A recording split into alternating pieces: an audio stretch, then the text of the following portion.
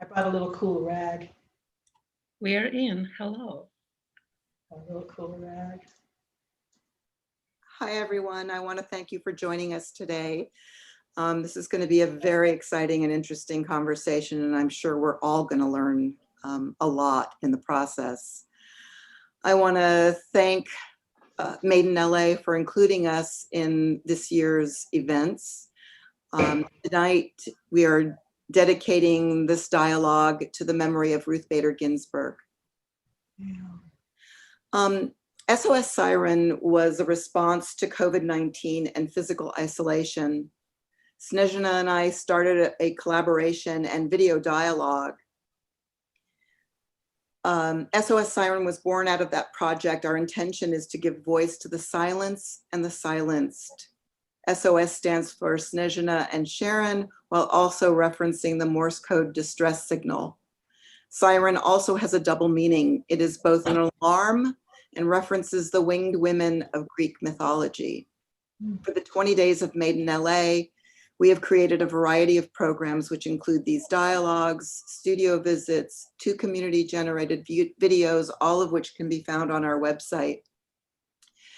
We are honored to have these 2 amazing artists with us today and hope that in the future there will be many, many more dialogues that will look deeply into art practice and address the difficult questions that are not talked about in mainstream media. Please post your questions in the chat room and we will get to them at the hour mark. And now I would like to introduce Linda Vallejo. Vallejo consolidates multiple international influences gained from a life of study and travel throughout Europe, the United States, and Mexico to create works that investigate contemporary cultural and socio-political issues. Brown Belongings, a solo exhibition featuring 125 works and a 140-page catalog, was featured in the New York Times Visualizing Latino Populations Through Art by Jill Cowan, and in the Los Angeles Times, Linda Vallejo and a Decade of Art That Unapologetically Embraces Brownness by Matt Stromberg. Her work is in many permanent collections nationwide, including LACMA, Museo del Barrio in New York, and the Museum of Sonoma County. Thank you for being here, Linda, and we look forward to seeing your work. Thank you so much. It's my pleasure. So, do we want to start with the slides? As you wish. All right, there we go. I think we need to start at the beginning of the slideshow and make it full screen, please. So Brown Belongings is 10 years of work on the politics of color, class, culture, and now power, and what power means within the nonprofit community or the multicultural community. This first series of pieces that are showing are called the Brown Dot Project, in which I place brown dots on architectural grid paper in a mathematical formula which actually indicates data. I call them data pictographs. In this case, I think it's 17.5% of New York is Latino. Here I am dotting. A lot of people think that my imagery is computer generated, and so I always include my hands actually dotting so they can see that I place each dot down by hand. This particular image is Los Angeles at 38.4% Latino. This is also Los Angeles. So as a way to understand them, if it's 38% and there's 1,000 squares on this piece of paper, then 380 of those 1,000 squares would be dotted to represent 38%. Many of these look like weavings or architectural sites. This is Miami, which is 66%. You can hardly see it here. There are so many dots on this page, tens of thousands of dots. Several of these images have 30,000, 40,000 dots to be able to represent the percentage and the data that I am working with. This was actually the second portfolio in this Brown work. These are 2 or 3 very large scrolls, brown dot scrolls with heads represented using brown dots indicating a variety of data regarding Latino populations, workforce information, health information, child mortality, all kinds of things. This is a postcard. I collect Mexican postcards. It's very interesting to try to find postcards about Mexicanos that aren't the images of the extreme poor indigent of Mexico in the 30s and the 40s when postcards were being made for tourists. This is a beautiful postcard that's been divided into a series of squares, and then once again, the squares are painted in white, interestingly enough, to indicate a data set. In this particular piece, 43.2% of farmers in the United States are Latino. This was produced in 2017. And the white squares over them really is a lot about the desaparecidos, the invisibles, the whiting out of the Latino community in the United States. These particular data pieces are based on California adobes, and were commissioned from me by La Plaza of Cultura y Artes that gave me my solo exhibition. This particular piece, called Memories of Mexico, has a data set provided in the piece. The top piece here is 25% of Latinos experience discrimination, and the bottom one is 35% of US Latinos voted for Trump in 2017. The number of dots constitute 35% of the total space. Again, more data based on the Brown Dot Project. What is it? 46% of US Latinos are homeowners, and the bottom is 23.8% of sex trafficking victims are Latino. In these cases, I took photographs that I downloaded from the internet. I actually appropriated them. One of my favorite things is to appropriate culture. These are also data pieces, but they are painted on circular paper. So I draw the mandalic form first, I count the number of spaces, and then I paint in the spaces to indicate the data represented. In this case, 53% of US Latinos live in 15 metropolitan areas. This particular piece was just acquired by the city of Santa Monica. This large piece is 43.3% of US farming, forestry, and fishery workers are Latino. 43.3%. This is really important in understanding essential workers in the United States, who have often been called unskilled workers and have been undervalued by the economy of the United States. These are more symbolic pieces called Cultural Enigma, in which I researched a series of cultural imagery. Of course, the backgrounds are painted in shades of brown, to ask people if they know and incorporate cultural imagery in their dress, in their daily lives, or in their homes. So now we're on to Make 'Em All Mexican, which is actually the very first portfolio. And in this particular piece, I painted Victory brown, of course. Why can't Victory be brown? And it's painted with car paint to look like milk chocolate. And she's very tall. I think she's maybe almost 50 inches high. This is Super Hombre. When I actually exhibited this piece and had a panel, a very well-dressed and very respectful Latino man stood up in the audience and said, "I love this piece because it makes me believe that I could be a hero too, that I could save my community, that I could be of value to my community," with tears in his eyes. This is a picture of the installation, two exhibition installations from La Plaza de Cultura y Artes, and you see it's a mixture of works on paper and sculpture. You'll see other. I repurpose everything, and I appropriate cultural imagery from all over the world. This is an installation of Datos Sagrados at MOLA, the Museum of Latin American Art in Long Beach. A really beautiful installation done for me by this spectacular institution, where the Datos Sagrados kind of looks like an installation. They kind of look like a planetary installation. I was very, very pleased with that. And of course, each one of them represents data. This was an installation at the University of Texas A&M, Texas A&M in the Reynolds Gallery that was curated by the students there at the university, and they did an excellent job. And this is where I really learned about this idea of stacking. And I would very much like to talk about this idea of morphing imagery, as we get into our questions later. This was my cover on Artillery magazine in 2012. It's Barney and Fred and Barney, iconic American cartoon characters, suddenly are brown. And little Barney, who is the most faithful friend of Fred, is darker than Fred is, and he's kind of reddish. He looks like a Centroamericano.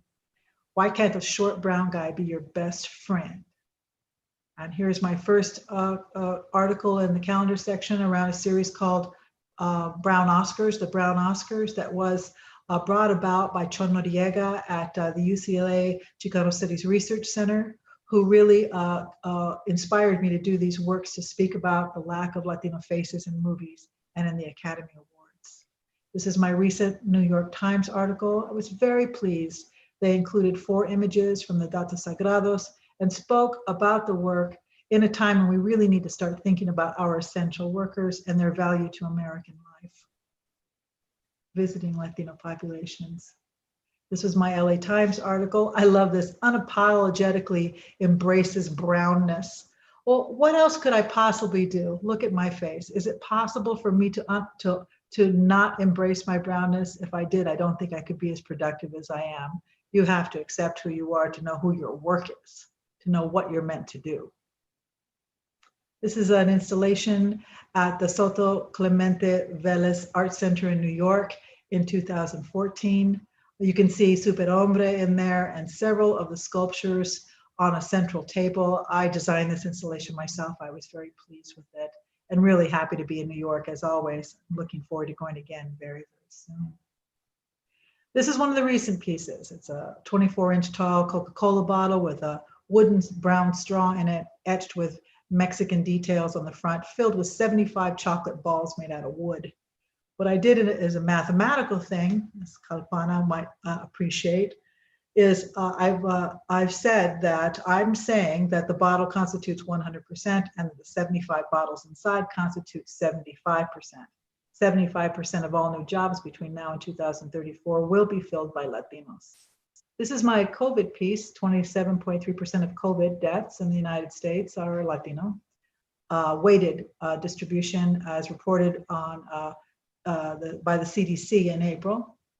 And these are a short listing of some of the exhibitions that I've had the pleasure and the honor to be included in, exhibitions, publications, and special projects, which is something I might draw attention to. When I have my resume, I divide the year into exhibitions, publications, and special projects, because it's important to funding sources and to curators that you are not only involved in exhibitions, but also in working in a broader community through any type of volunteer work or covers of books or university work, et cetera, that isn't necessarily exhibition based. You can see in 2019, I was really rocking. This year is a little tougher, but I have great hopes for the future, and I'm already gaining some good interest in the work, which I'm very proud about. Thank you so much. I've enjoyed looking at your work for years, and it's really a pleasure to hear you speak about it. That's I remember I reached out to you when that article came out in the Times, because I was just like screaming and hollering for you. I was so excited. Thank you. So thank you for this great presentation. I'd now like to introduce Kalpana Vadnagara. I apologize if I botched your name. She is a Redlands, California-based visual artist. She was born and raised in Western India, where she received her Bachelor of Science in Mathematics. Kalpana and her family decided to move to the United States in mid-2013, after which she decided to pursue her Master of Fine Arts in Craft from Oregon College of Art and Craft, Portland, Oregon. Kalpana focuses on mixed media artworks where she experiments with Western art using religious and cultural content specific to her background as a woman from India. Welcome. Thank you so much for being here, and please share your work with us. Yes. So much. Hi, everyone. I would like to say thank you to all my friends and my family, and special thanks to SOS Siren, Sharon, and Snezhina, who invited me and who gave me this great opportunity. I have a big list of, I want to thank you to people who supported me and who like helped me with my journey. But now I would like to share the screen for my work, and I would like to talk about my work. So here is yellow turmeric. Most of my work is turmeric yellow. So first I would like to talk a little bit about my work. My Indian roots is the entry point for my own work. My work shifted from realistic painting to mixed media art and installation after I started paying attention to mundane rituals of Indian women, including myself. After becoming an immigrant and experiencing estrangement from my daily activities, I reflected on Hindu religious rituals which are difficult to separate from Indian people's daily life, especially the daily lives of women who work many hours a day for family and community. Few people remark on the work performed by Hindu women living in India, yet it has a profound effect on Indian society. My art practice is often informed by my cooking practice, merging the contemporary visual voice with a traditional sense of ritual and responsibility to reflect on the work of women. I look to my mother, my mother-in-law, and my aunt, whom I call Motamami, for my daily devotion, for their daily devotional practice, for my inspiration. Kalpana, Yes. I just have one small request. If you can get closer to the mic Okay. so we can hear you a little bit better when your head is down. It's just very quiet. Oh, okay. Okay. Now can you hear me now? Yeah, just get a little bit closer so Oh, we can, to the mic. okay. Better? Yeah, thank you. Yeah. So this work is when I started learning the language. Language is a huge part of my art. And when I moved to the United States, English is my second language. So when I went to school, I had to translate like hundreds of words in a day, and that became another ritual. And that time I was also working about the religious rituals of Hindu women. And I've seen my mom doing Sahasranama.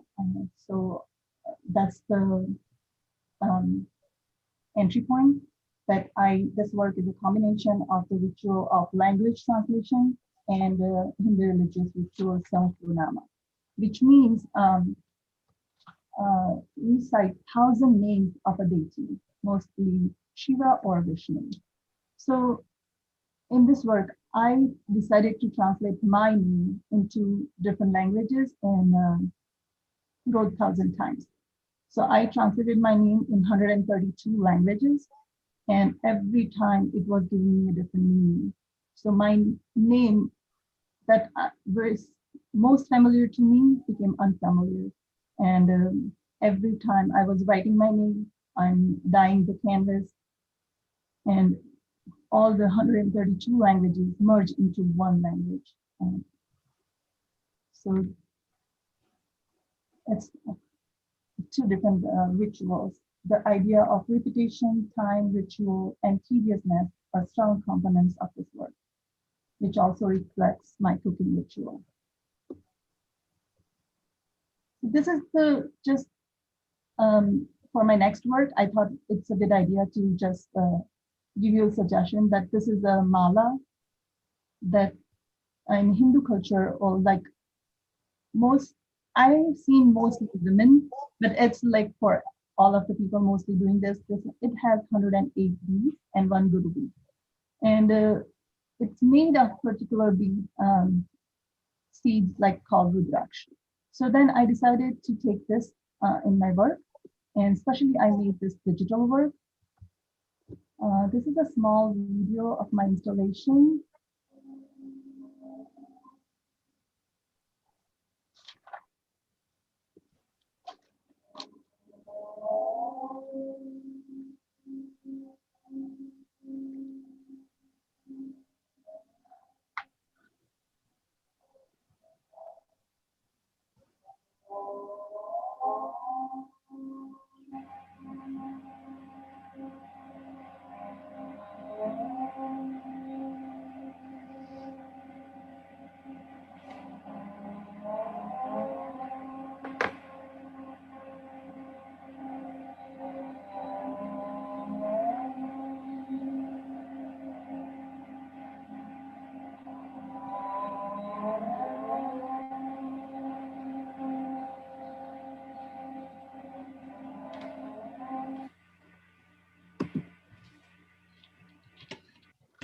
So this work, the title of this work was is Mira.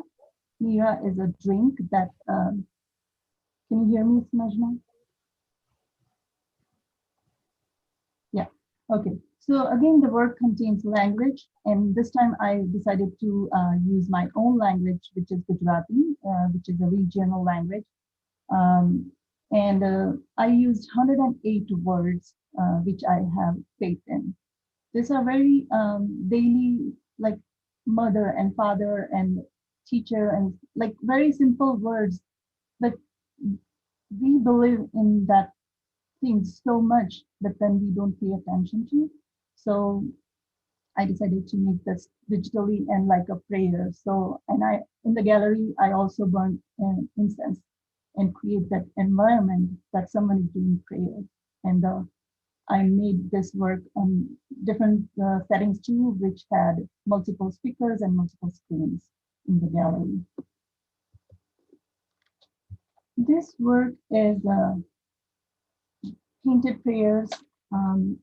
It In my research, I was reading the book Painted Prayers by Stephen Hewler, who is an American author, and he wrote many books about the Indian culture, especially Hindu women's rituals. And this is the ritual that in many rural India, women paint their walls, the outer walls of their houses, to welcome the god and invite the god. And sometimes they do rangoli, the white rice powder in front of their door, also to invite God. So this ritual is like very unknown. I mean, I know it, but it's not that much famous. So I decided to make it, and I decided to write my own prayers. So I used nails and white threads, and I painted the wall red with house paint. And I made 3 different iterations. So first I made this one in my studio with a book, just to get that suggestion that there are some codes here. And then second time I made it in the gallery. And then in the gallery, I was going every night to make more forms, more this prayers. And it was like, I'm going to prayer every night. If it's a prayer, then it should not stop. So then it was, and then I also made a gift, which I did not share. And the third work, I would like to talk more on the next screen. Next screen is the painted prayer, which I already said that I was going every night for 2 to 3 weeks. It was in the gallery. And this work, I combined my 2 different works, but here I used the same work, and this time I decided to make it circular form, which is connected with the life cycle. And this time I decided to make the forms or my language or my prayer with the rice paste, which originally used by those women with the rice paste. And then this piece is the roti we make every day.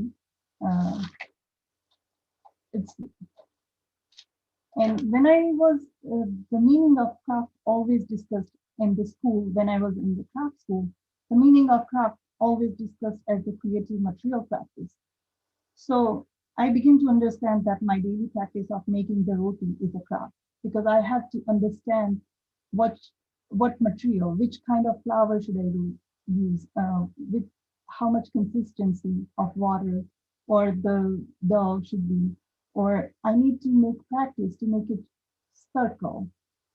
And I always heard, I mean, I even don't remember when did I learn it, from very young age. We all sisters were making rotis, and I mean, we always heard and made fun that if your roti is not round, you will not get your mother-in-law will not happy, or you will not get a good in-laws or husband. So then I made 51 rotis, and I made a stack of that. And but I also hope that uh, that like a custom. And 51 is also a significant number that is given as a gift when a girl gets married. So um, I was noticing that most of my work has a significant numbers also. 108 is a significant number, 1000 is a significant number, and now 51. Again, significant number, nine heads. The title of this work is a Navratri. Navratri is a festival. It's a very famous festival in India. And in this work, I decided to make those hair buns that women take so much time to make it and to beautify themselves. But it's also like a ritual of some women do it every single day and put some real flowers. So I decided to make it very formal way and just created 9 different forms to create 9 nights. Navratri means 9 nights, and which is very important festival for Hindu people. So the repetition and the form and the time taken is very important in this work. And when I was making those forms, I had to make 2 different forms, one head and then the hair bun. So when I was making so many, like I was going every single day and morning and to make those forms. So I thought that that's another ritual that I'm creating for myself of going and taking care and paying attention. And sculpture was not I never learned ceramic, but that was just this work from the very beginning. I have decided to make as a sculpture with ceramics. So this is another work. It's stubborn fragility, and I used to make this forms. These are just the clay slip, so it's super delicate. So it's just like me that I'm saying that I am very stubborn, but at the same time very fragile. And this is the same concept that I used to make the hair bun, but this time I used different materials where I started to use the cheesecloth and like so many material. It was so important for me. And I wanted to use the materials that we can use in our daily life.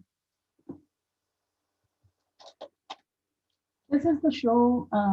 I feel like it changed my work a lot. I already started doing research about Hindu religious rituals and Hinduism. So it's very cultural. And so I decided to make map of the pilgrimage, the Hindu pilgrimage. And then when I was talking to one of my friend in my college, and she said, "Oh, we have it here too. In Christian ritual and Christian religion, they have Camino de Santiago." And I was wondering that this is some common thing that many culture share. So then I decided to make different maps. So it's 3 different maps, 3 different pilgrimages, and one is Hindu, Muslim, and Christian. And all the destination, I nailed it. And then it's with rock. And then I used all the materials from my mom's shrine. So which are thread, turmeric, rice, kanku, gulal, abil. I mean, those are different pigments that she used. This is the detail of that work. This is another installation I made with the 3D printing. So I made the shape and the form is a window, which we have some places in India that people go there, tie a red thread and make a wish. I'm not a religious person, so sometimes I don't believe on those things, some rituals, but at the same time, I feel like it might have some reasons behind that. So I tried that, and it's been like 12 years, and I still remember those wishes.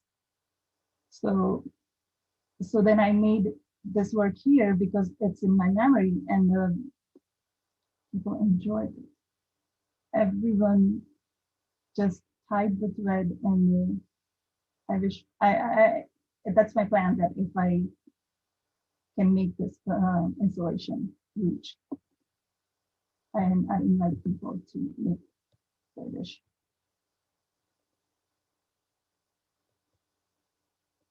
This is again another work that I use language and the culture. So it's the same thing that someone can tie the wish, but I write a lot, and the language, I use the language a lot, but then I don't want anyone to read my books or anything that, so then I wrote my journals or papers, and then I converted them into ropes, and then I tied them on a cloth. This is another work that I made. I used concrete to make ladva, which is a sweet and Indian dish, Indian culture. And we also, when we do prayer, we serve food just like real people. So this is I named it Ganesh Chaturthi, and in every Ganesh Chaturthi, every house, not a single house will miss to make this laddu. It's kind of a circle.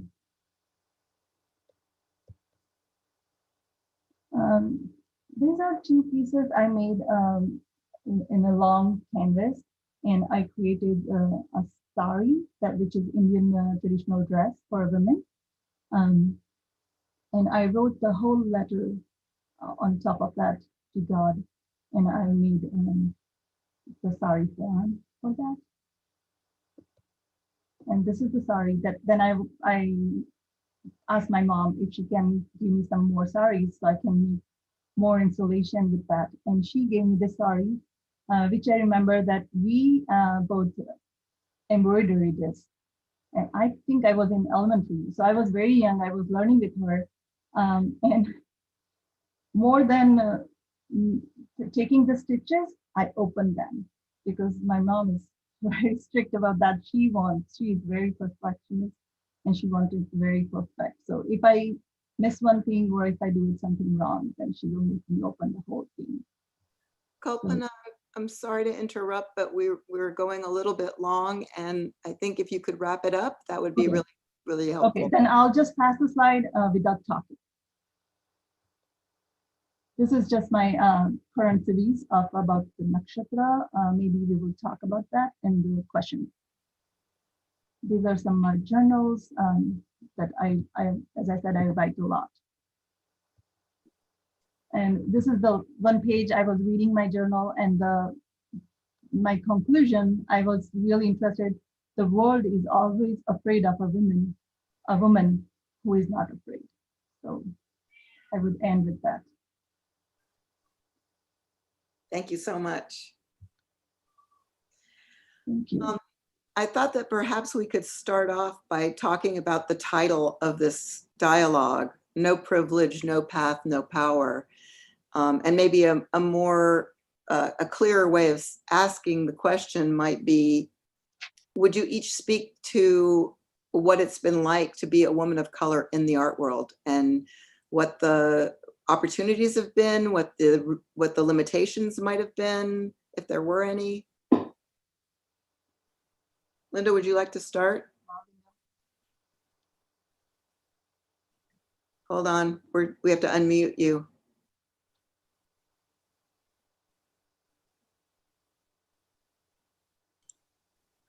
Linda, can you unmute yourself?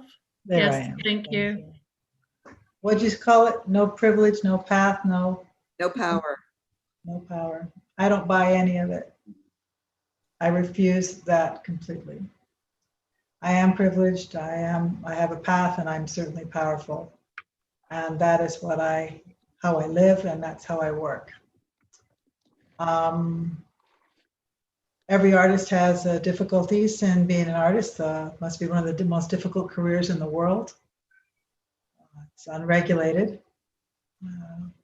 And it's a pretty subjective, it's a very subjective business.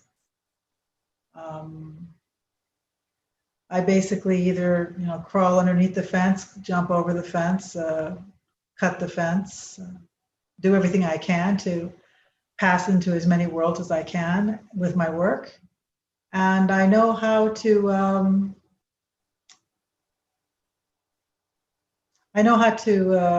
recognize a good opportunity when I see it.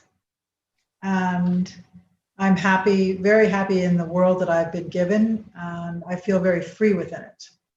And no privilege, no path, no power is nothing that I would ever write about myself or my work or my life. I think it's limiting. It's very limiting. I think it's more important to talk about what is available, what's path, privilege, and power. I'd be talking a long time about that. There's a lot of techniques and tools that are available to artists to be able to reach out and discover individuals interested in their work, scholars, curators, historians, museum directors, gallery directors, collectors. Would you talk a little bit about that? Well, it occurred to me when Kalpana was speaking that the first place I would go if I was her is I would go to academia.edu and type in Hindu, type in curator at the top and see who comes up, who's writing books about Hindu cultural efforts in the fine arts. I mean, if that's what your work is about, then that's the crew that you need to begin looking for, depending on what your work is about. The majority of my support right now, of course, is coming from Latinx centers, museums, collectors, curators, individuals who are interested in this conversation. When you're producing a type of work, it's really about searching for those connections that you're able to build based on the topic that you want to talk about. And I was talking to Kalpana a little bit earlier today, and I asked her if she has a website, and she doesn't have a website. And to me, that's a first red flag. If you want the world to know about your work, you have to be very savvy about social media and how it functions today. Like before, for those of us that can go back farther, you had to have a packet of slides and a resume printed out on a piece of paper, and you had to be able to have the guts to deliver it. You had to actually walk in and deliver the thing, which was pretty scary. Nowadays, you can send things or, usher people towards your website and share a lot of what you're doing with a community that cares about what you're doing. I have too much work. I have too much going on. I have so much going on, and so many people are interested, and I welcome many people to my studio. I love talking with people about the work, not so much talking about the work. I'd rather have you just look at the work than talk about the work. But I love talking about process. I love talking about creative process. I love talking about impetus. It's very important to me. Why? Why do you do this? And I find very meaningful conversations with all kinds of individuals who have dedicated just as much.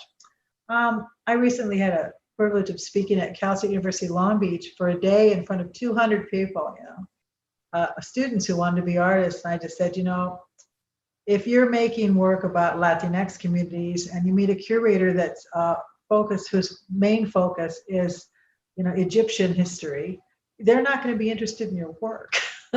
Why would they, right? So it's really about focusing your approach to the people who are interested in talking about and studying and exhibiting and writing about what you produce. And that isn't really done if you're an individual artist like Kalpana is and I am, who create individual images based on our own biographical and cultural, political, sociological interests, personal interests, then that's not going to really fit into a group box very well. It doesn't fit, my work doesn't fit like into a group box. I have to go out and forge my own roads to my own career. There's a lot of people around me doing Latinx imagery, but I'm working very hard to make the unique image that incorporates math, that incorporates a double, triple, and quadruple entendre and humor, which is my favorite thing. Did I answer that question in any way? Yes, you did. It was fantastic. Thank you. Kalpana, do you want to speak to it? I feel like I have the opposite of Linda. I immigrated like 6, 7 years ago. So before I went to school, I did not know anyone. I didn't have any network. I don't know and like Indian culture that much here. So I don't have that much support. So I feel like I'm not that privileged. But I studied in a very good school that's amazing. I have so many friends, so many professors now. Snezhna is amazing. I studied under her.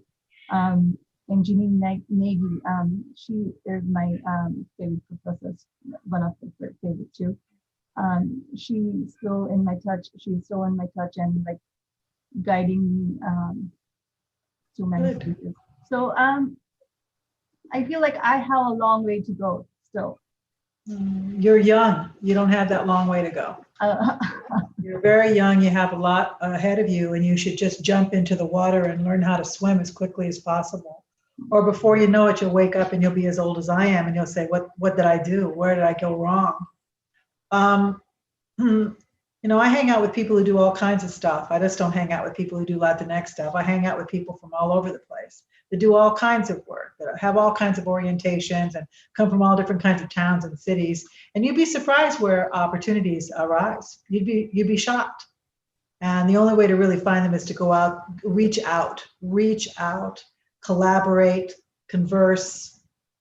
This is the only way to do it. I have several very talented friends of all different ilks that are waiting for someone to come.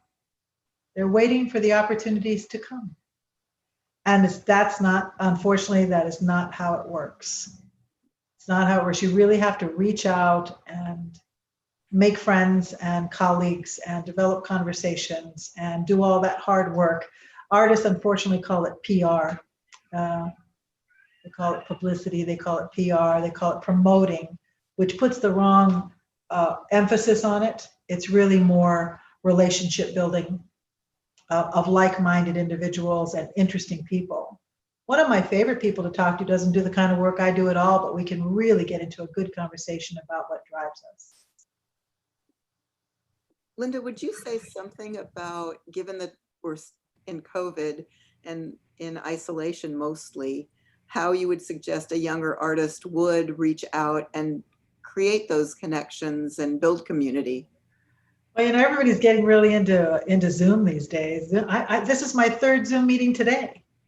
And I'm in Zoom all the time. It's really interesting how everybody's just sort of taken onto Zoom. It's quite wonderful. You can stay in your studio and talk to people about stuff. It's really interesting. I think that when COVID first came out, I told some of my friends, I said, and I suggest this to every artist, is to keep producing. Don't stop, no matter how you feel, because everybody says that their emotions are doing this because it keeps going on and on and on and on. At first, a lot of jokes, visual jokes on Facebook, as an example, were like, "Oh, I'm just happy to be in the studio. This is everything I've ever wanted. I don't have to go anywhere. I can produce." And 3 months later, it wasn't the same song. People were starting to hit the wall. I suggest that artists stay positive about their work, research about their work, study. Now's a good time to do study. And now's the time to reach out on social media. This is what we wanted. We wanted to be connected to our machines. And guess what? Now we get to have it. So now's the time to do social media. Now's the time to put out a newsletter, a quarterly newsletter. Many of my artist colleagues get copies of my artist newsletter. I send it out with good news and projects in process so that people learn about my work. Now's the time to establish a store on your website. Now's the time to upgrade your website. Now's the time to develop these kinds of communication skills, because they are here and they're here to stay. They are here to stay. And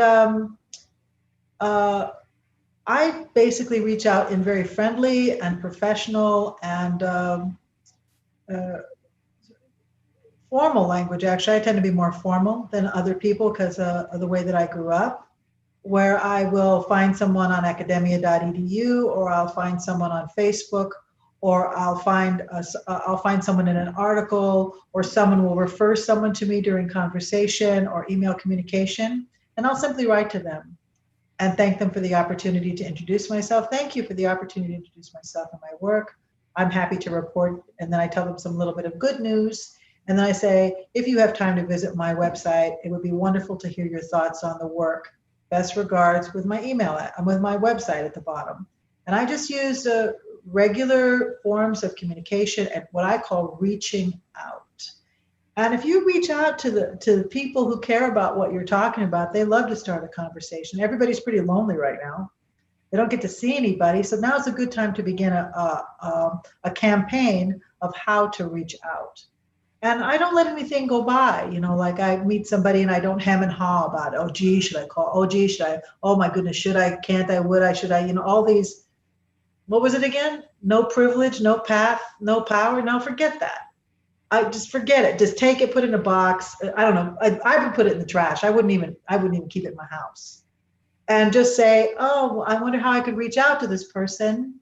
I have my newsletter. I have my website that I've worked to make very beautiful, and I'm just going to be polite and professional and simply reach out.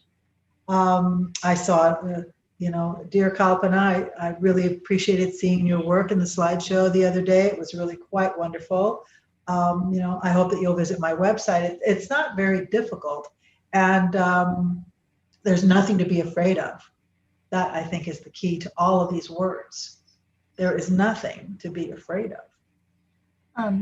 Linda, do you think the opportunities been changed? But when you were going like meeting person in person, and now it's online, does it change anything? Not really. Not really. It's about communication. I mean, you know, I'd be stupid to say that women have had all the same opportunities as male artists in the history of art. You know, we all know what the percentages are. We all know what that is. Well, what is it? 20% of galleries are feminine. What? 25% of the museum. I mean, I could go through the whole reason why I have no privilege, no path, and no power. You know, just I could write a paper on it and really make myself feel down and out. But I'm just, like I said, I'm cutting through fences, I'm jumping fences, I'm digging under fences, and I'm just finding my own path in a way that makes the most sense in terms of good relationships with people who care about what I'm doing. Things have changed a great deal, but social media actually makes it a lot easier than it was before. Can you imagine having to send out packages? We used to spend hundreds and hundreds of dollars on slides, a very expensive object, and never get them back. We would send them out and never get them back. And people, because it was mail, no one thought about getting back to you. I always get responses back, but my emails are very short and polite and filled with some good information. I recently created my archives on my website, 1969 to 2020, with archival information included in PDF form. Ephemera and archival. I got all my boxes of stuff out, and I've spent the last 6 years scanning everything and uploading thousands of images. I invite you to come and take a look at the archives because they're a pretty good example of what can be done. And so if you click on an exhibition in my CV, it takes you to a post that tells you everything about what happened in the exhibition with a slideshow at the top. But it also lists all the other artists that were included in the show, not just my name, but everybody else who was in it if it was a group show. Plus, you know, there'll be a PDF download of the press release, the postcard, the small publication, you know, a link to the site where it was held if it's still alive today. And I found that a lot of historians, scholars, and curators love this stuff. So I use that as really good news a lot. You know, it's really a pleasure to be a part of a Zoom with you the other day. I thought I'd introduce myself a little further and share with you the really good news that I've just completed my archives with attached PDF downloadable ephemera, which I think you might find interesting. I'd love to hear your thoughts. Please be well and stay safe. Best regards. Like this, very simple outreach. I've been involved in the nonprofit arena for many years, starting out with self-help graphics in 1977. And my day job is I'm a development officer and a grant writer. And so I've learned a lot. I've become a communications expert within it all, writing grants, how to communicate, whether it's in the written word or in meetings, or how to present yourself, et cetera, et cetera. And those skills have really come handy in terms of just being comfortable and talking to people about the work. I think that's one of the first hurdles that artists have. They don't feel comfortable, so they shy away. You have to be comfortable. There's So nothing. on the topic of talk about your work, Linda, you mentioned you would like to share with us something about your process of stacking and morphing that you mentioned in your presentation. Would you like to share that? May I? I would really like to share. Yes, we would love to hear the process, and we'll talk Kalpana too about her process. So, Her Linda, morphing, yeah. please. Well, I was at the Texas A&M University, and whenever I have a show, I always say I want to talk to everybody. Please plan panels. Please plan talks. I'm happy to speak to anybody who comes. You know, your docents, everybody. I love that. Adds a lot to exhibitions. What departments of education and museums and galleries and universities just love an artist who's willing to, you know, share. And so when I was at Texas A&M, I said the same thing, and I had a beautiful group of MFA students out of the art department who were using Maya software to create cartoons. That's what they were doing. And they came in, and we were supposed to have a 45-minute chat, and we ended up having like an hour and a half. We just couldn't leave because we were in it. We were in the zone. We were just in the zone. Everybody was just like in it, all of us. And they talked to me about dimensions. What they called was dimensions. And basically, I have translated this word dimensions into stacking because it just seems to make easier sense. Where you have an object very simply that might include a cartoon character, a time of day. What we're stacking now, right? Time, let's say sunset, and the computer, and a piece of classical music. So you're stacking basically the elements of the object. You put them on top of each other, and the weaving to, or the melding of those four objects together, those four elements, those four stacked dimensions, create what the work looks like. So if we were to look at my work, just to begin with, it's basically what cultural information, statistical information, work on paper, right? A tech aspect to it, right? And the cultural information gets pretty dense. I mean, that's a pretty dense package. But the math is just basically the research. Then you have the brown dotting, and that might be considered a rudimentary stack that would describe the work that I'm working on, process that I have. Kalpana would be cultural information. What she talked was language. She mentioned language. Then she had mathematics, and then of course she talked about family. There was a sort of a familiar, a personal relationship thing going on with that. And that stack creates the dimensions of which she creates her work. So there you are, an artist, and if you can take any portfolio of work and analyze it in a way that you understand what the stack is that's making those pieces, right? Then you can take a piece out, a dimension out.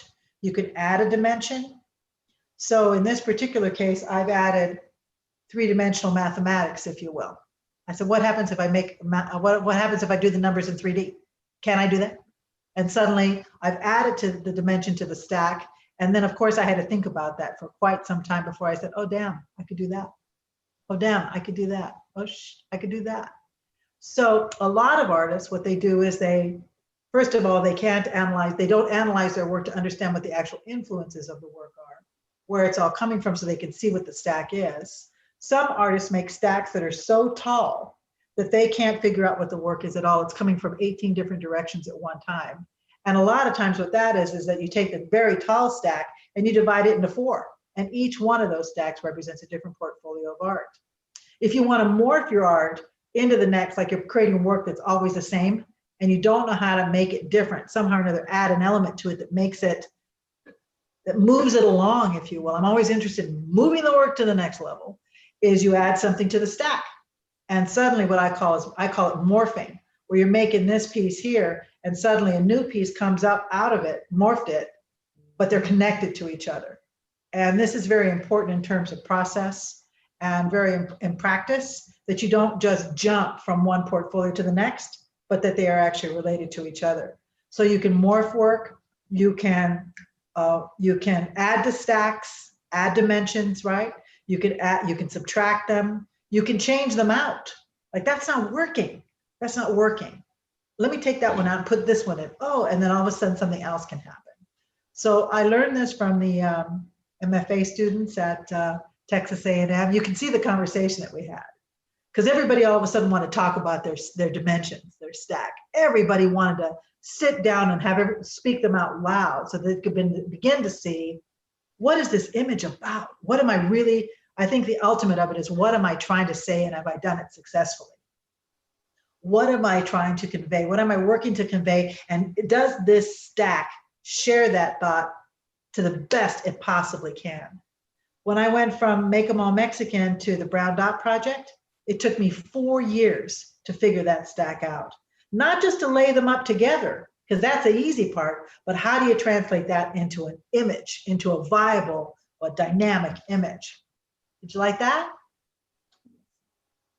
How was that? Really good. Yeah, I suggest that you consider tonight when we're done to just sit down and start writing that idea down, because it can really help you see more clearly and devise more clearly. And we're all very intelligent. We can come up with the next level. It's not a problem. It's just about how much brain trust are you interested in putting into this next image. When I was creating Make 'em All Mexican, people were like, where did you get this idea? How did you do this? How did you do this? I go, it took 4 years to find it. It took 4 years to create the stack that made sense. So art doesn't just, for me, it's not, I'm just gonna sit down and start painting and see what happens. That's a totally different process. And that's a tough process too, but that's not how I work. Kalpana, do you see yourself in the stacking idea as a process? I feel like I haven't think about the stacking idea, but my process is just like my cooking process. Sometimes I decide the menu first and then go find the ingredients. And sometimes I just look at the ingredients first, that what do I have in my pantry, and then I decide the dish. So same thing that I write a lot. So sometimes when I'm writing, I get some idea and then I'm like, okay, I need to work on this. And sometimes, but once I decide that, okay, I want to work on this, then I have to decide the material, because I feel like I'm very much into material because of my craft study. So the material and the process is very also important. So I will go like step by step, and sometimes it comes so quickly that the series that I'm working right now is I just went into the workplace, and then I thought, okay, what do I have? And then how can I start? So I saw that I have window screens. And then I decided to, okay, let me start some embroidery that I already know. And then embroidery took me to the pattern, what I want to make. And then I went to the subject that I want to talk about, the nakshatra. So nakshatra is a lunar mention that I want to work on now. So that's how I work sometimes. It feels sometimes like, oh, I got the idea, but I make sure that it's, now Linda said that it's my step, and no matter now because I write about it, it will be connected with my work. It's not coming like from far suddenly like that. Yeah. So are you guys saying that we are not relying so much on inspiration, but more on the whole process that's very analytical and building blocks that are bringing together the ideas and with the research that we do? Am I hearing it correctly? So no inspiration, no imagery is coming, but more hard work building up the stacks. I would say that I call it intellectual property. I use that phrase a lot of times in my statements. And the example that I make is that when 9/11 hit, all the artists were painting flags. And it was very popular for a little bit of time. But I collected a lot of information about 9/11, which I still have in my possession, but I still haven't created my 9/11 image. It may never come. I was involved in the Chicano Latino community for 40 years without necessarily producing a Chicano Latino image. And one day I woke up and a tipping point hit. And the inspiration came from a collection of experiences, knowledge, investigations in that community that just happened organically. It happened organically, and it is inspiration, but it came after the bucket was flowing over one day. And it hit me what I needed to do. So inspiration is certainly a part of it, but what I'm more or less talking about is how you take inspiration and create object out of it. How the process, how does inspiration turn into object? And that is a completely different thing than collecting information or experiences or study or relationships, right? Within a particular arena or topic. How do you create object out of that? And that's where you have to have a practice, why they call it a practice or a process.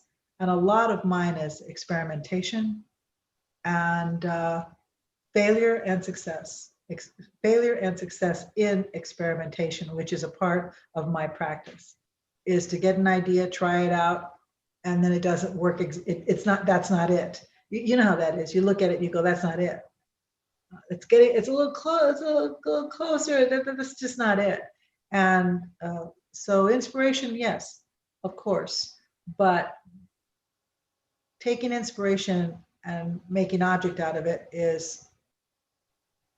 takes a dedication and a determination that must be developed and practiced, literally. I once had a conversation with an Italian artist who said that she had to leave Italy in order to be free of the history that she came from, and that she had to abandon painting in order to break free of the Renaissance. Yeah, I can imagine. So I wonder, you both use very unusual materials or even ordinary materials in a very unusual way. And I wonder if you could speak to your relationship to the materials that you do use. Why don't you start, Kalpana? So I like to collect the material. Wherever I go, I feel like, okay, I can use this. And sometimes, as I said, sometimes I choose the subject first or like decide the work first. And then I go find the material, and then I do some trial and error that what can go on. Sometimes for my Navratri project, even though I didn't know the sculpture or the clay, I was very firm from the very beginning that I want to make a sculpture about this work. And then I started going to the ceramic studio.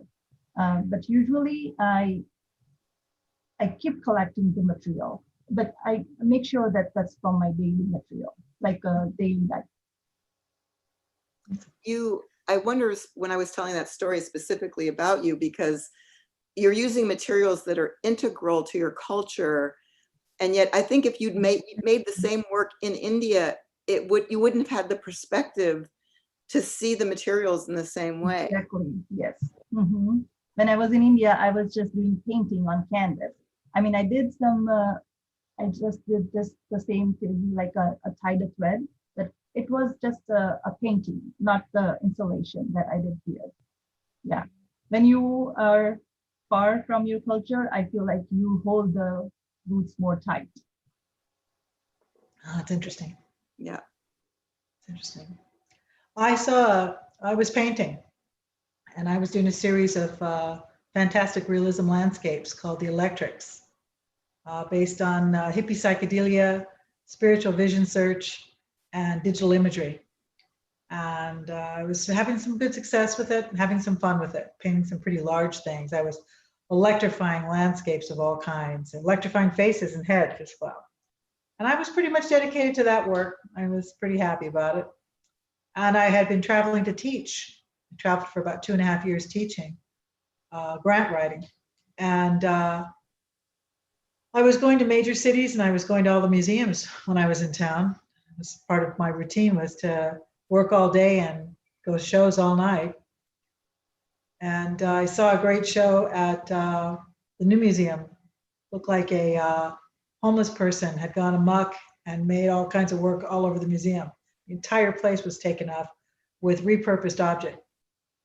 And I saw some very beautiful repurposed objects around in museums all over the nation and also in China that used very normal objects, very like coat hangers and newspapers. And it was in like 2004. And I saw all these works making art out of repurposed object. And I always start my process with a question.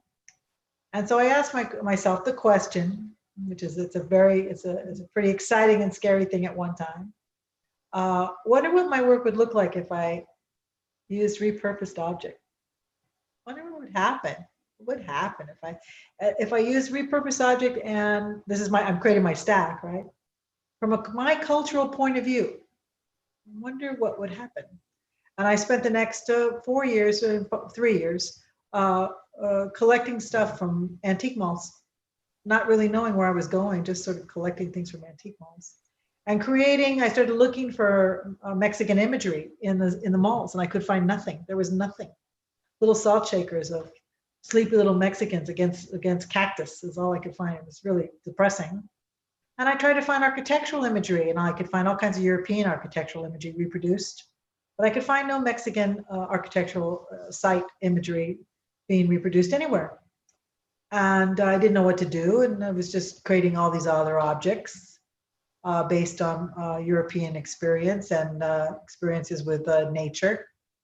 And one day I went to the antique mall again, which is actually a cultural component of being a Latin American. I don't know whether you know this or not, but we love segundas, what we call the segunda, because you have working poor families and they shop a lot in secondhand stores. So everybody understands that there's a cultural component to this. And one day I was in the mall and I saw two little, the first one that I saw was a Dick and Jane primer.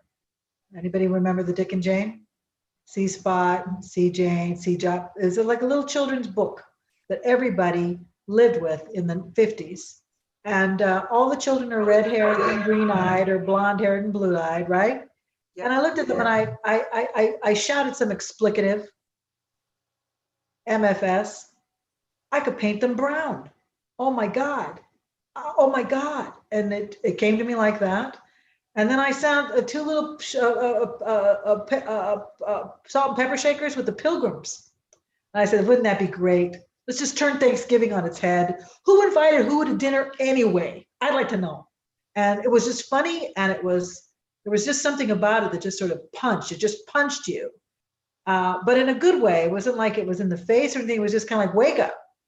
And so that's how the media hit me in that particular way, because I asked a question. The next question was, how do I keep, people said, so what are you working on now, Linda? Because everybody was testing me. So now what are you going to do? You didn't make them all Mexican. So now what are you going to do? Asking me if I could morph, not asking me, can you morph this? And I asked the question, I wonder what would happen if I was a minimalist. So what are you working on now, Linda? I said, well, I'm keeping it brown. And I get a laugh. And I said, I'm thinking, what would happen if I was a minimalist? Because all the sculpture was super gaudy and over the top, and I was, it's just so gaudy. I'd be a minimalist. So, media has to match the idea. That's part of the stack, and you got to get that right. And unlike Kalpana, I don't start with the media first and then match the idea to the media. I have the image first and then match the media to it after the fact. That's how my practice functions.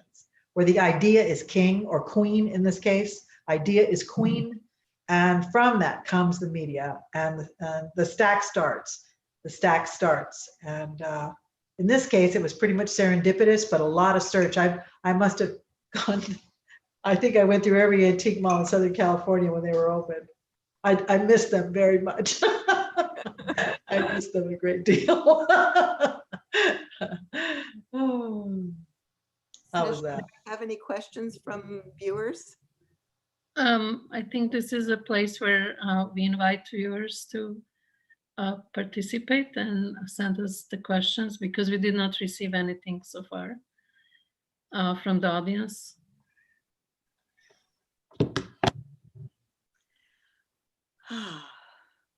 But talking about the privilege or lack of.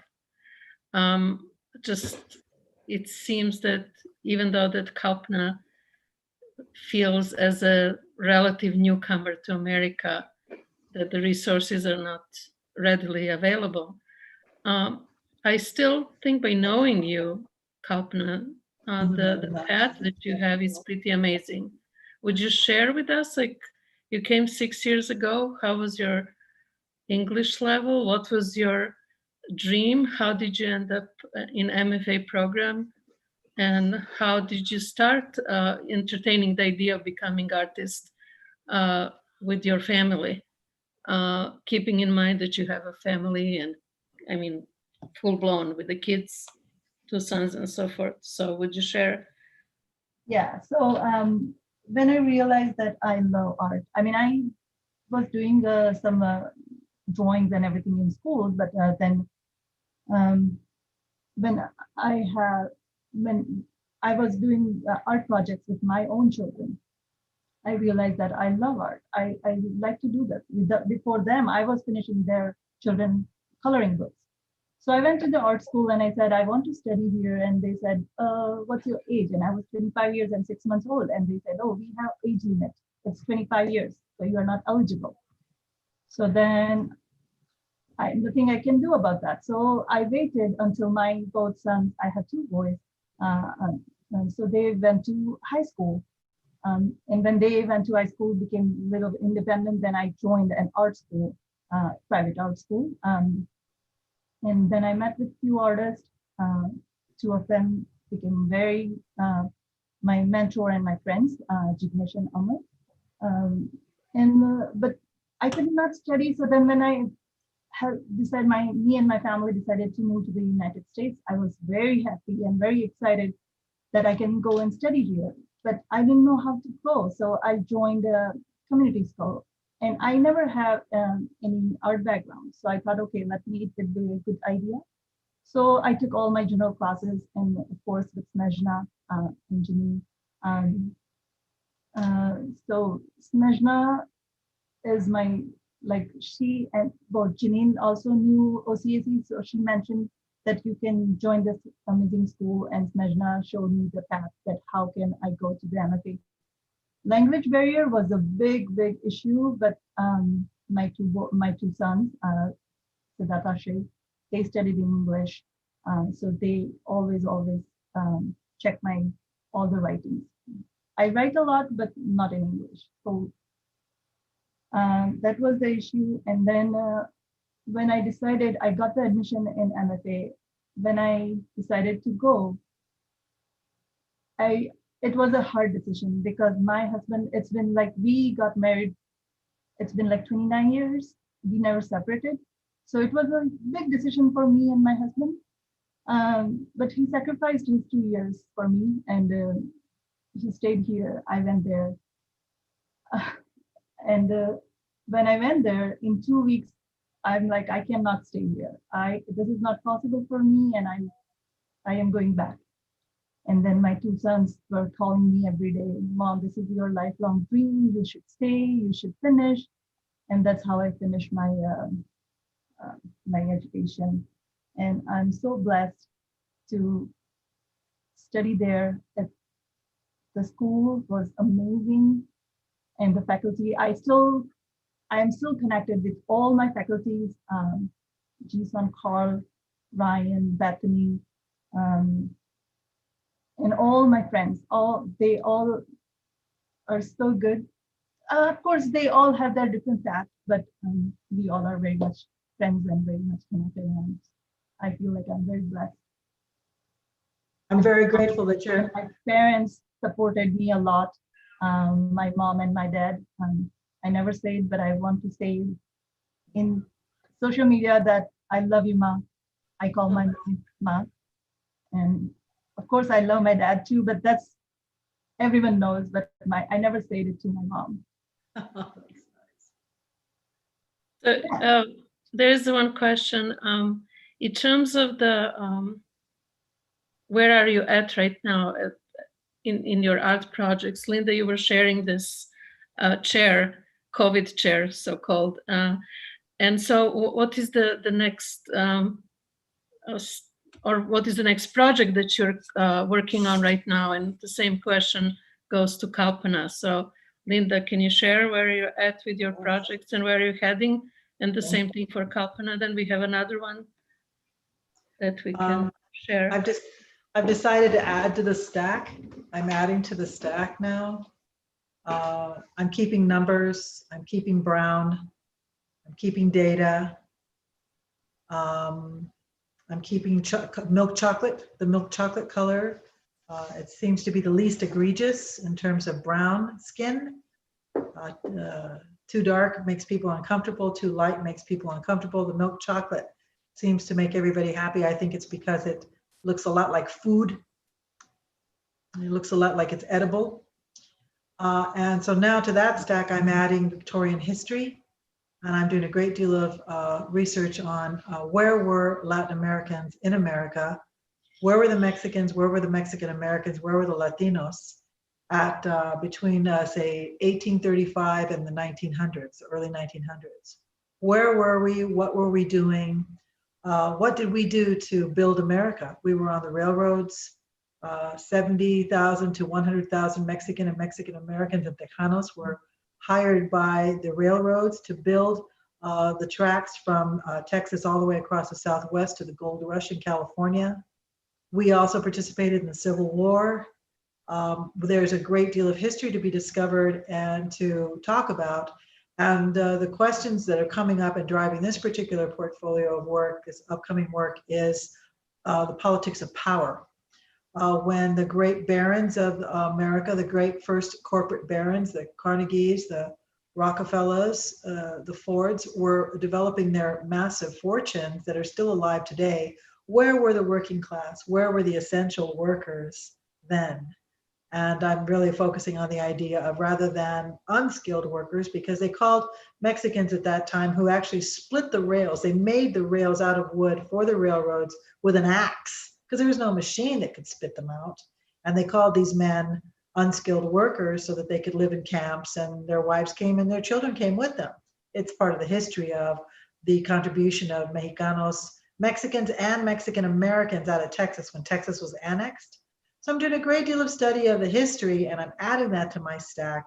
And now I'm coming up with what I'll call a series of installations that incorporate sculpture, works on paper, many different elements in large size to talk about the politics of color, class, culture, and power. And that's where I'm headed. And definitely the color of the chocolate is yummy. I want to eat them all. Yes, it is yummy. And that's what I think stops people from being afraid of the idea of brown. He's very cute. He looks like he's chocolate made out of like an Easter bunny. Absolutely, yeah. It's fantastic. So he's edible. He's delicious. He's addictive. Totally delicious. Thank you, Linda. And Kalpana, where are you at? You were showing the constellations, and what is the next project that you're arriving on? Yeah, so I want to work on constellation, which is lunar mansions, and we call it in nakshatra. Nakshatra is very popular in Hindu culture, especially as we talked about yesterday, that it is kind of just a star constellation, and then it's a science. So again, I believe and not believe at the same time. But anyway, so when a child born, people can see what time or what month, what day he or she born, and then they can check the nakshatra, the constellation at that time, and then they can say the whole future or the whole life. And we always match that nakshatra when someone gets married. My son recently got married. Yeah, so if the nakshatra matches, then only it will be a good marriage. I never matched with my husband. I'm glad that I never did that. So I can say that, okay, it's 30 years and we are still together. It doesn't matter if matches or not. So I'm working on that conflict also. So I'm making the embroidery on the window screen about that nakshatra, and I'm making the nakshatra, they do not match with each other. So that's 28. So this will be on my project. I have a lot of other research about nakshatra, so I'm working on that. I'm also making my own papers. So the idea of making my own papers and then making some art books, like journals that Linda said, but I want to make some tiny books about and making prayers again connected with the cultural ideas. Great.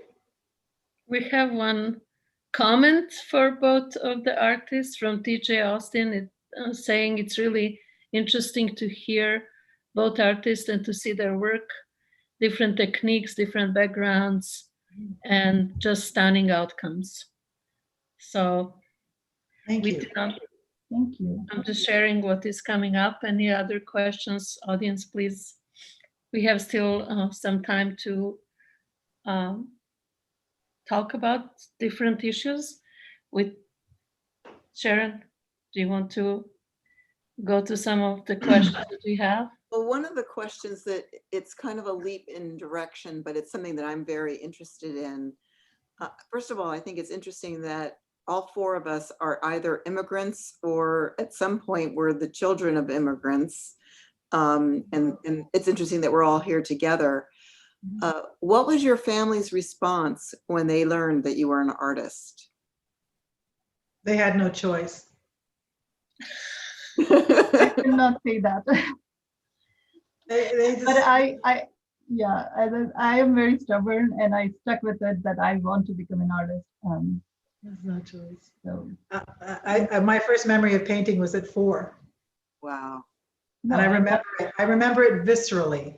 I remember the smell of the paint and the feel, because it was finger painting on the floor. Little kids, in kindergarten, they do like little finger paints on the floor.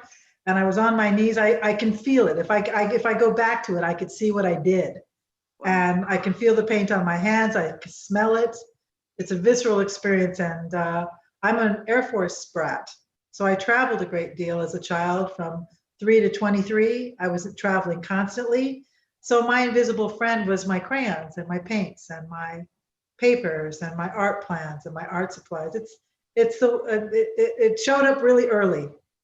And I made an announcement to my family when I was very young that I would be an artist, that I would be married with children.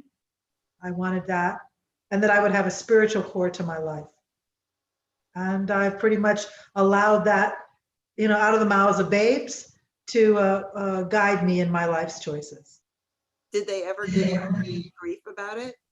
No, they had no choice. It was just accepted. Well, when I was in high school, I had the keys to the art department. When I was in college, I had the keys to nobody ever really, they were like, oh, just let her go. This is what she's meant to do. Yeah. I think it's important to accept yourself, as soon as possible, to accept yourself as soon as possible, make a firm dedication to your decision and make the best of it. Get the most out of it. Get the most out of your choice. I'm very grateful that Kamla, that your family, your husband, and your children did not accept no privilege, no path, and no power either. They obviously didn't. If they encouraged you to follow your privilege, to follow your path, and to follow your power. yeah, they did. I'm happy for you. My whole family did. Yes. Congratulations. There's a point where any individual has to know what they're meant to do. Everybody has to know what they're meant for, or else as you get older, you have too many regrets. You have to choose and go for it. Go for broke. I'm glad I did. I'm very grateful. Yeah, me too. I'm grateful that you followed it, and I'm grateful that I did, and we all did. Go for it. I think that community is such an important thing, and that's partly why we are doing this, is so that other artists can see that they're not alone, that they are part of a larger community.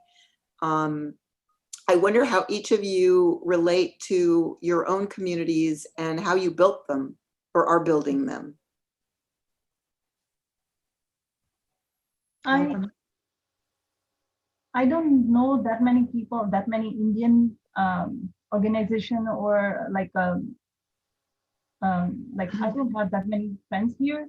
I do have my family here, but of course they have, none of them are in art.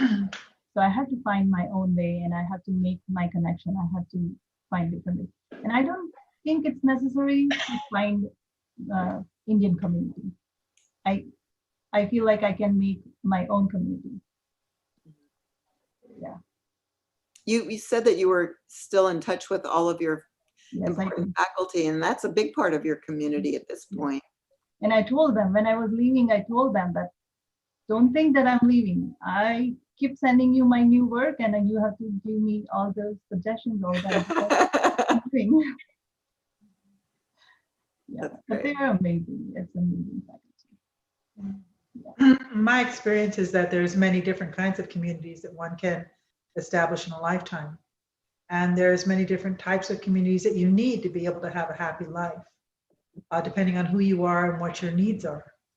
You can have an intellectual community, you can have an art community, you can have a family community, you can have a spiritual community, you can have a community based on culture or history, right? You can have a culture based on what feminism, and you can have a community of people who know things that you don't know, and that you mentors, a community of mentors is what, and that is what I would recommend to everyone, is to begin devising a community of mentors, individuals who are doing what you want to do and you don't know how, and that you can ask questions of.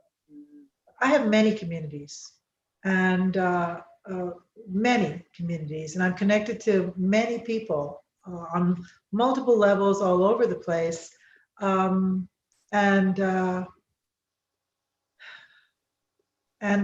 know that they are meaningful to me, and that they provide me with the sustenance that I need to continue working. But as an artist, I'm pretty solitary in a lot of ways. I'm not always out and about. You really won't see me out and about a lot. If you ever need me, I'm always around somehow or another.